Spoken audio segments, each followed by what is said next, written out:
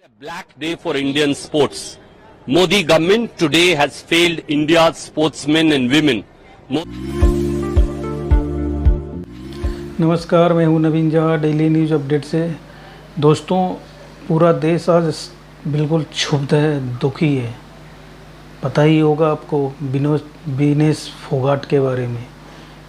कल सब उत्साहित थे, रात भर सब उत्साहित थे कि कल तो गोल्ड या सिल्वर आना ही आना है।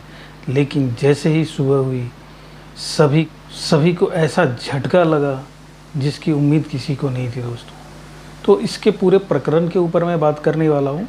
तो अभी तक अगर आपने चैनल को सब्सक्राइब नहीं किया है तो कर लीजिए और वीडियो को लाइक और शेयर करना ना भूलना दोस्तों। याद कीजिए वो दिन जब जंतर मंतर पे ये विनेश फोगाट, बजरंग सब बैठे हुए थे। एक बीजेपी के जो एमपी थे बृजमोहन, उसके खिलाफ कोई सेक्स कांड को लेके कि उन्होंने किसी के साथ जो खिलाड़ी है उनके साथ ज़्यादती करी थी, उसके खिलाफ बैठे हुए थे। उसमें बहुत सारे लोग उनको सपोर्ट करने भी आए, लेकिन सरकार जो थी उससे दूरी बना के रख रही थी। सरकार का ये मानना था कि ये सब स्क्रिप्टेड है, प्रायोजित है, ये सब भूपेंद्र हुड्डा एंड जो कंपनी है वो सब कर रहे हैं वहाँ पे। तो लोगों को ये उम्मीद थी कि विनेश फोगाट को ओलंपिक में नहीं भेजा जाएगा, लेकिन इन सब के बावजूद भी विनेश फोगाट को ओलंपिक में भेजा गया। बाकी जो लोग हैं, जितने भी खिलाड़ी हैं, उनको जो सुविधा, जो फैसिलिटी जो मिली थी, ये फोगाट को भी वो सारी चीज़ें मिली हैं, अवेलेबल थी।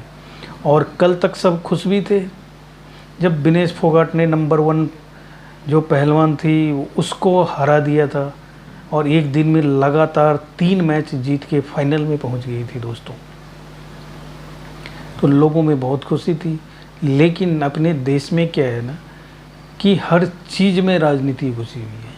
अब विनेश फोगाट जैसे ही जीत गई, फाइनल में पहुंच गई, तो अब वो मुद्दा उखड़ गया जो जंतर मंतर से शुरू हुआ था दोस्तों।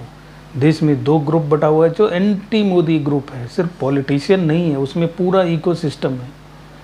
पॉलिटिशियन के साथ साथ उसमें जर्नलिस्ट हैं, उसमें लॉयर हैं, उसमें लेक्चरर हैं, उसमें मीडिया के लोग हैं, उसमें जो आम पब्लिक जो हैं वो अलग अलग फील्ड के वो तो है ही हैं।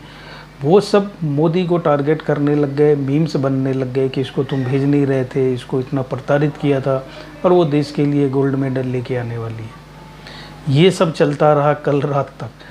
जैसे सुबह हुई बस पासा पलट गया। जैसे खबर आई कि उनका वज़न जो था वो 100 ग्राम ज़्यादा था और उसको डिस्क्वालीफाई कर दिया गया, बस पासा यूँ पलटा कि अब दूसरा इशू उठा दिया कि उसके साथ साजिश हो गई है। कल तक तो ये कह रहे थे कि ये गोल्ड मेडल जीत के लाएगी और सबको उम्मीद भी थी, पूरा देश खुश था। अब आज सुबह से ये हो गया कि उसके पीछे साजिश हुई है। पार्लियामेंट में हल्ला होने लग गया, राहुल गांधी आके बयान देने लग गए, मीडिया में बस जो स्ट्रेटेजी थी वो चेंज हो गई। अब जो सुरजेवाला है वो देखिए क्या कह रहा है। 40 crore Indians are stunned today with the sudden disqualification of India's daughter Vinesh Fogat. It is a black day for Indian sports. Modi government today has failed India's sportsmen and women. Modi government has failed India's sports arena. Let us not forget that this is the same Vinesh Fogat, daughter of India, who struggled against the then president of the Indian Wrestling Association, Brij Bhushan Charan Singh, who was also a favorite member of parliament and a leader of the BJP. This is the same Vinesh Fogat who, along with other sports persons, protested at Jantar Mantar for 140 days, almost the entire year 2023, as Modi government looked sideways and did not give justice to her. Let's not forget this is the same Vinesh Fogat who was dragged by Delhi police at the instance of BJP government on the streets of Delhi in front of the parliament when parliament was being inaugurated. Let us not forget this is the same Vinesh Fogat against whom Modi government lodged an FIR for which she is facing trial. But she was undeterred. She was determined. How Veller, her capacity, her determination was never let down. And finally it led to her ensuring that the tricolor flies high at the Paris Olympics by beating the world champion wrestler and two other champion wrestlers all in one day. May I ask if her weight was okay when she fought 3 bouts and won all 3 in one day? How can it go up by 100 grams? If this is not a conspiracy, what is? Parliament के बाहर आके वो ऐसे दे रहा है कि ये बहुत बड़ी साजिश हो गई है। कांग्रेस के जो प्रवक्ता थे और बाकी जो इको सिस्टम के मेंबर थे वो सभी लग गए कि बस साजिश हो गई इसके खिलाफ। इतना हंगामा हुआ कि पार्लियामेंट में स्पोर्ट्स मिनिस्टर को आके बयान देना पड़ा।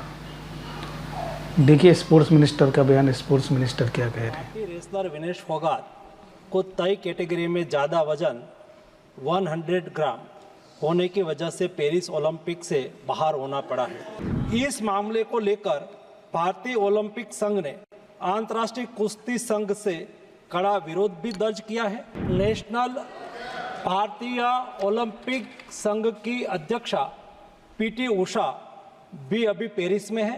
प्रधानमंत्री जी ने स्वयं उसके साथ बातचीत करके उचित कार्यवाही करने के लिए, उचित एक्शन लेने के लिए भी उसको कहा गया।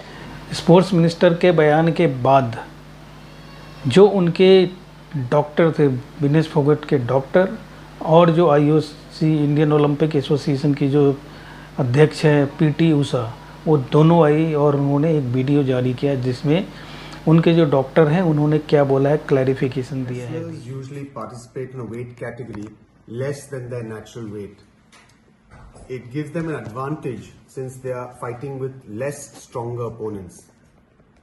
The process of weight cut prior to the weight in the morning involves a calculated restriction of food and water, and besides this the athlete needs to sweat, and that sweating is done with sauna and with exercise. Now this weight cut has the benefit of putting you into a lighter weight category but does cause weakness and energy depletion, and this is counterproductive to participation. इन सब चीज़ों के बाद भी, इतना होने के बाद भी विपक्ष कहाँ शांत रहने वाला है। अभी राजनीति में देख लीजिए कि सोशल मीडिया पूरी तरह से भरा हुआ है। न्यूज़ चैनल पे यही डिस्कशन हो रहा है कि साजिश हुई है कि साजिश नहीं हुई है। सबके अपने अपने पक्ष हैं, लेकिन इससे नुकसान किसका हो रहा है दोस्तों। कल अगर विनेश फोगाट 3 मैच एक साथ जीती थी तो उससे देश का ही मान ऊंचा हुआ था। आज अगर 100 ग्राम ज़्यादा हो गया उनका वेट और वो डिस्क्वालीफाई हो गई तो इससे तो देश का ही नुकसान हुआ है। लेकिन किसी भी सिचुएशन में राजनीति तो होगी दोस्तों।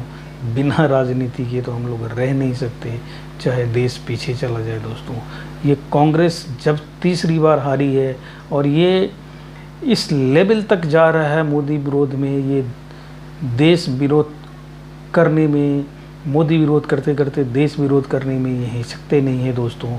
और लगातार ये इशू आ रहा है बांग्लादेश के इशू पे। आप देख लीजिए किस तरह से जो कांग्रेसी है, जो इकोसिस्टम है, क्या बोल रहे हैं कि भारत में भी ये सिचुएशन होने वाला है। तो सभी लोग दुखी हैं कि हमारा जो मेडल था गोल्ड की उम्मीद कर रहे थे, गोल्ड नहीं तो सिल्वर तो पक्का ही था, 2 में से 1, लेकिन वो हमारे पास नहीं आ पाया।